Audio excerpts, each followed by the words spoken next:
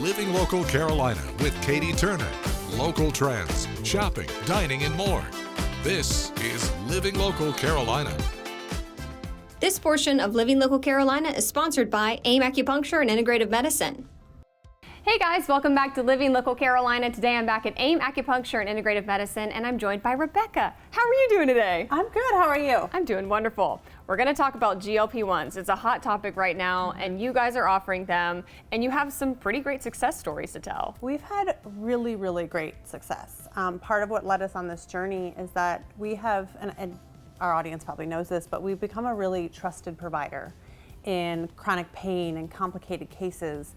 And so many of our patients turn to us for primary care, quite honestly. And so we've gotten the questions, and there's just so much misinformation out there. We thought we could do this a little better than what has been prescribed before. So we're going to talk with actually my director of the weight loss program, Denise. So we don't want to disseminate anything we haven't tried and tested ourselves. So she went on tirzepatide, I believe in the beginning of June, and has lost close to 30 pounds. Wow. Part of the perk of our program is we do 3D body scans using a shape scale. And we're gonna show those images because I think there's so much more than just the number on the scale and your BMI. There's inches lost, there's visceral fat, there's a lot of data that impacts your health that goes beyond just what shows up when you step on that scale. All right, so now I'm sitting down with Denise. Denise, I'm so excited to get to talk to you and learn more about GLP-1s and your whole experience here. Yes, I'm very excited to share who we are and what we do. What do you think sets you guys apart from other places that offer GLP-1s? So here at AIM, we offer individualized patient care, really working with the patient to reach their goals and in a way where they have continuous support and trusted care. And you guys have some pretty cool technology too here. Oh, absolutely. Our 3D body imaging scale really does set us apart in that we are able to learn so much information from a patient with our technology that we have here. How are we seeing progress, not only in numbers on the scale for pounds, but also inches lost, body fat percentage, BMI change. It's all information that we get from our shape scale that is absolutely tremendous to support a patient in seeing the progress they're making. Yeah. Do you want to talk about your experience with it? I would love to. I started utilizing this technology that we're speaking of in March. I'm at an age now where I'm going through some body changes and I really want to protect my vital organs. I want to work very, very hard at preventative care.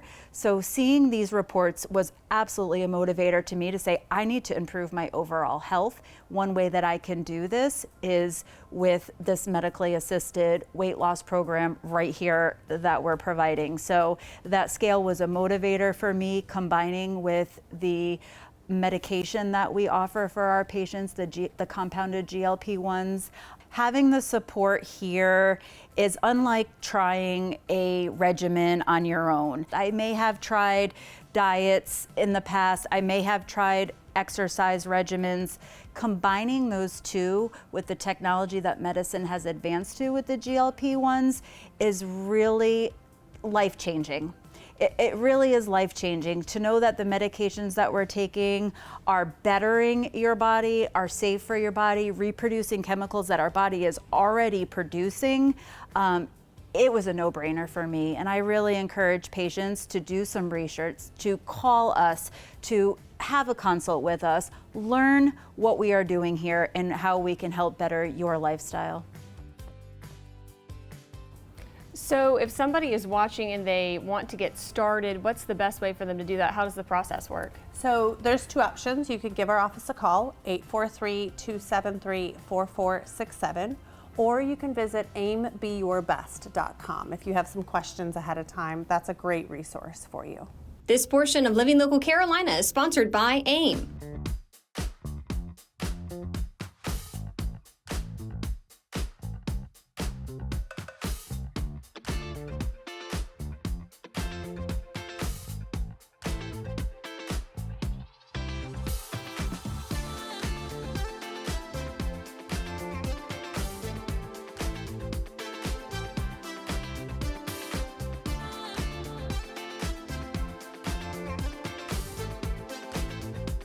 We'll be back right after this break with more Living Local Carolina.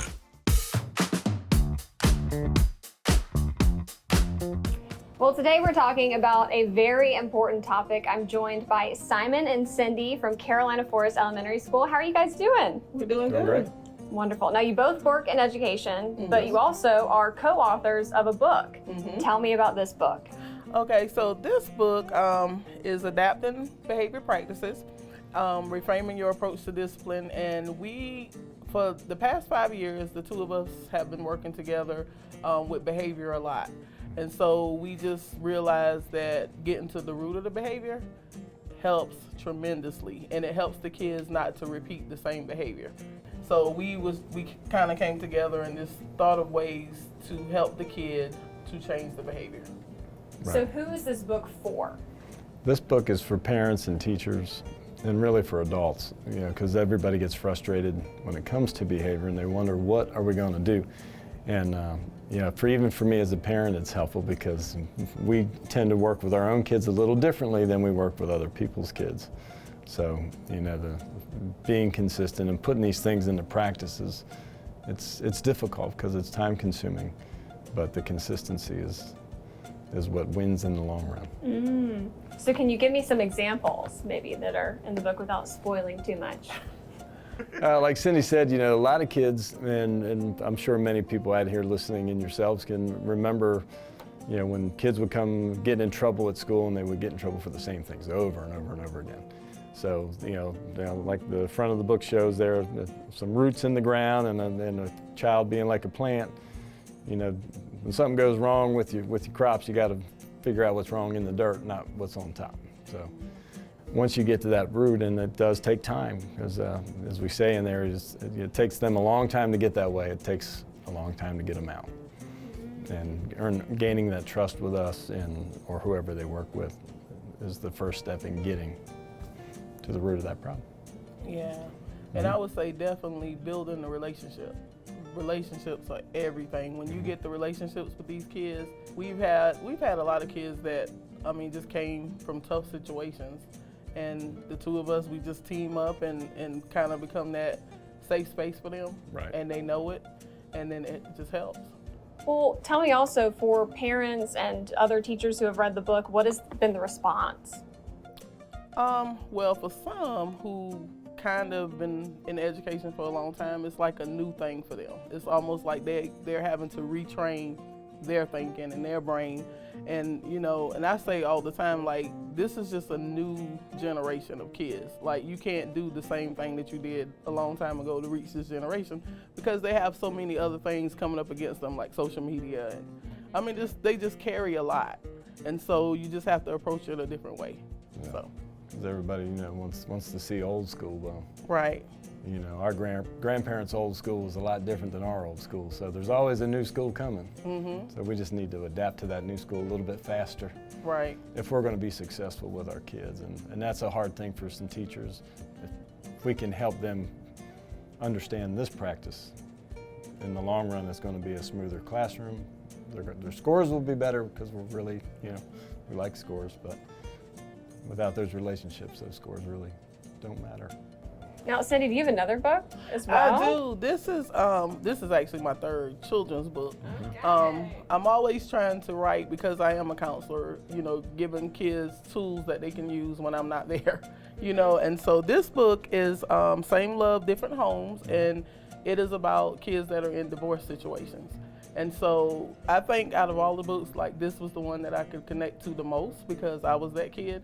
And so when I wrote it, it was really rewarding for me as well.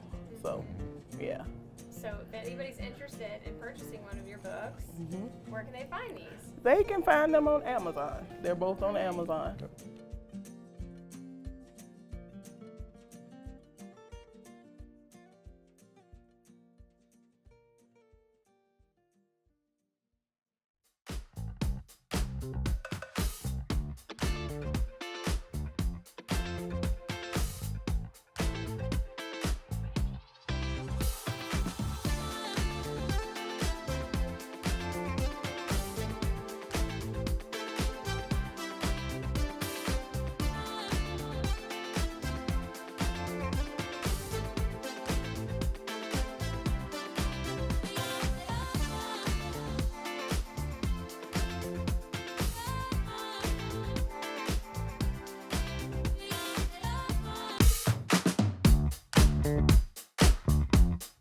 Well, welcome back to Living Local Carolina. Today I'm joined by Quadre Stuckey. We're talking about beautiful, beautiful artwork with a rich cultural heritage. How are you doing? I'm amazing. I'm blessed. Happy to be here.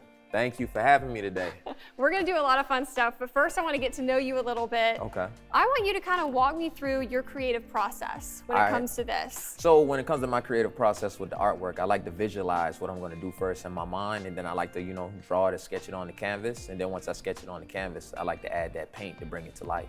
And you have quite a history. Yes. Why did you get into art in the first place? I would say art is like my God-given talent. It wasn't something I had to try hard with. It was something that would naturally come to me that just kind of flows easy. So I wanted to use that and share my gift with the world. I would say that when you look at your art, I was taking a look at your portfolio, and Yes. a lot of it is so striking. Yes. You have such a unique look. Yes. How would you describe your art, though? I mean, I would describe my art as kind of like a mixture between like contemporary pop art and then low country Gullah lifestyle series. That's what I say, because that's our history and rich culture in Charleston, South Carolina, where I'm from. So it's about that Gullah lifestyle, maintaining the culture and the heritage. So I'm just telling the story through my artwork. Why is that important to you? I feel like it's important because if you don't tell your own story, somebody else will tell your story and control your narrative. So it's better for you to keep your own history and pass it down to the generations to come, like your grandkids, your great-grandkids, and your children, to let them know where they came from and what you did to make it here where you're at today. And how does it feel whenever people see your art for the first time? It feels amazing because, with artwork, it speaks to everybody different. You know what I'm saying? People get happy, people get excited, people get, filled with joy. So, I mean, me inside, that's just a good, heartwarming feeling that I feel every time that people see it, experience it, and then they just love it and fall in love with it. And what would you say is the toughest part of the process for you? The toughest part of the process was, I'd probably say, selling it because, these are like my kids, and then somebody wants to buy it, you gotta let it go and then not look back. But, at the same time, I could just paint another one. And speaking of, if someone is interested in purchasing your art or taking a look, Yes. How can they do that? Well, they could go online to my website, www.quaddesigns.net, or they could go onto my nonprofit site, www.GullaGeeChee.FamilyFoundation.com, purchase the artwork. All right, perfect. Thank you so much, Quadre. I appreciate you visiting me today. Definitely. Well, welcome back to Living Local Carolina, everyone. I have an author in the studio, John. Thank you so much for being here with me Thanks today. for having me. I appreciate it. Okay, let's get right into it. You wrote this book called Visited Mom Today, and it's about your own personal experience with your mother, amongst other stories. Tell me all about it. Sure. So my mother was diagnosed about 16 years ago with Alzheimer's, and for 13 of those years, she was in a memory care unit. And so the last 8 years, she also was nonverbal. And so I would take her to different areas in the nursing home, and I would have her sit with other residents, and I would talk to them. And these are a collection of the stories of the sweet, poignant, funny stories that some of the residents and I had. I feel like that's something you don't see very often when we're talking about this terrible disease. Are good, fun moments too. So do you have anything that sticks out from the book, maybe? Well, first of all, that is exactly right. I think there's so much out there about the science, and there's so much out there about the symptoms and what to look for, but there's really not a human side to Alzheimer's or dementia, so I think that's sort of where that fits. There was one woman that really sticks out for me. She was a nurse in her real life, and when she became a resident at the nursing home in the memory care unit, she thought she was working as a nurse. So she would greet me every time I came at the elevator and tell me how my mother was doing that day, and then would take me, down the hall to check in, and she was just in her element. And really the key to having these discussions is really you have to step into their world because they can no longer step into ours. That's such a good point. Well, how long did it take for you to write the book? It was over a period of the 8 years. And what I did was, these were Facebook posts that I did. And so they really started out as just posts for my friends to read and hear what was happening with my mother and these kind of funny, sweet stories. And over time, people said, you have so many of these, you should be putting them in a book or a collection. And that's really what made me do the book. I love when there's stories like that where the stories are so good you have to write a book about it, Right. Exactly. Well, I know somebody watching right now is going to want to know where they can find this. Sure. Where can they find the book? You can get the book right now on Amazon, and you can just search for Visited Mom Today, and it should come right up.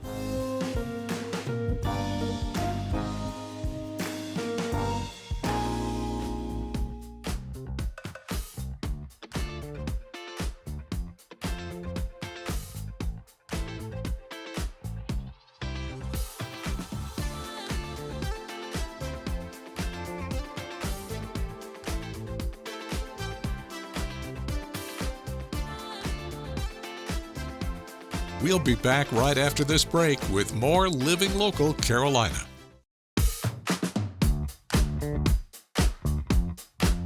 Hey guys, welcome back to Living Local Carolina. Today I'm back with Shannon from Long Bay Symphony.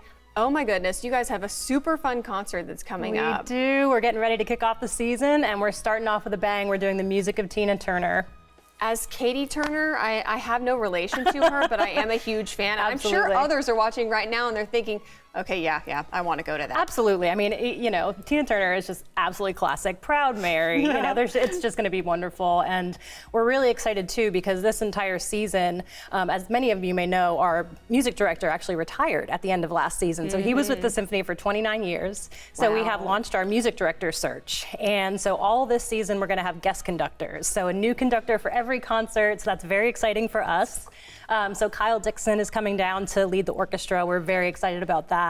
And then we're featuring 3 soloists that are absolutely phenomenal: Lakeisha Jones, Nova Payton, and Armando Imagines, and they are just rock stars. It's going to be so fabulous. We're excited. That's very exciting, and that's a good way to incorporate the search for a new director as well. It is, yeah. So actually this whole season where we're having guest conductors, we're going to be doing our interview process and choosing 3 finalists, and then during our 26-27 season, those 3 finalists will actually be conducting and programming a concert on a Long Bay Symphony concert for their audition. So so we've got 2 full years of a search, and it's an exciting chapter for us. You know, we're coming up to our 40th anniversary, so it's just a nice new chapter for us as we, you know, kind of continue on and keep making that music. Moving right along. Yeah. What is in store for the rest of this year? Oh, we've got plenty. So we are doing, it's called A Season with the Masters. So we're doing our really heavy hitters. We've got a full Mozart concert, full Beethoven concert. We're doing Tchaikovsky's 5th Symphony. And then we're also doing a James Bond movie music concert to end the season. So it's going to be killer. It's going to be great. Yeah, heavy hitters for sure.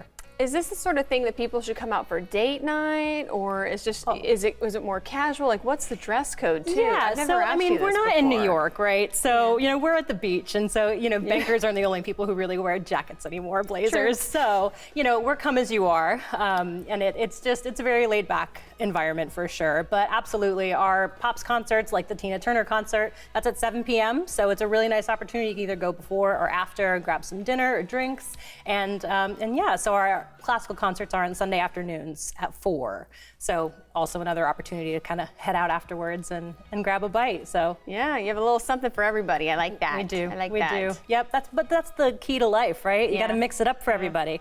Different strokes for different folks. Let's talk about your youth programs. Yeah. I had no idea that was even a thing. We do, yeah. So we're actually in our audition phase. So registrations are happening right now for our Long Bay Youth Symphony and our Long Bay Youth String Ensemble. Our Youth String Ensemble is our beginner program. Students normally have at least 1 to 2 years experience, and it's just you sign up, you come and you play, and you get to learn what it's like to kind of work with a big group of musicians. And then our Youth Symphony is our more experienced students, so there's an audition process there, and that is a full symphony. So you got your winds, your percussion, your strings, and it's a really unique opportunity because it's different than what they get during the school day. You can have both the winds and the strings together, and it's a really nice opportunity to grow and learn, and those registrations are going on right now, and also on our website you can get that information. Okay, what's the age cutoff for that? 18? Yeah, we typically go through high school. We'll see some college students if they're at CCU or HGTC that'll participate as well, but yeah, for our Youth Symphony we typically see the higher middle school levels through high school. Yeah. I totally would have tried out for that. Yeah, man. Back in the day. Oh, absolutely. I mean, I know I was a music kid, so I was a singer. I was in every single choir I could be in, right? So it's just a really great opportunity to just dive in and get some really great skills while you're having fun. Love it. Yeah. Well, where can people go to learn more information about you guys, buy tickets, that sort of thing? So our website is the best place to go, www.longbaysymphony.com. And you can also follow us on Facebook. You'll see special promos every once in a while, and you'll see all the new news coming out, you know, when it comes to bios for our guest conductors or our guest artists. It's a great place to get some information.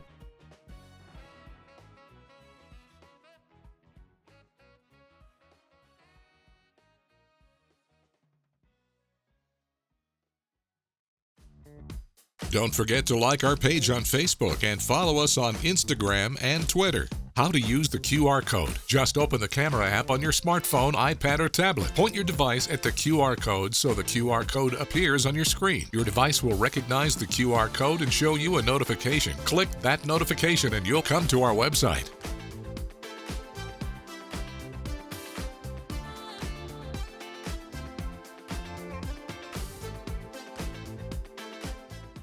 Living Local Carolina, weekday mornings at 9:30 on WBTW News 13.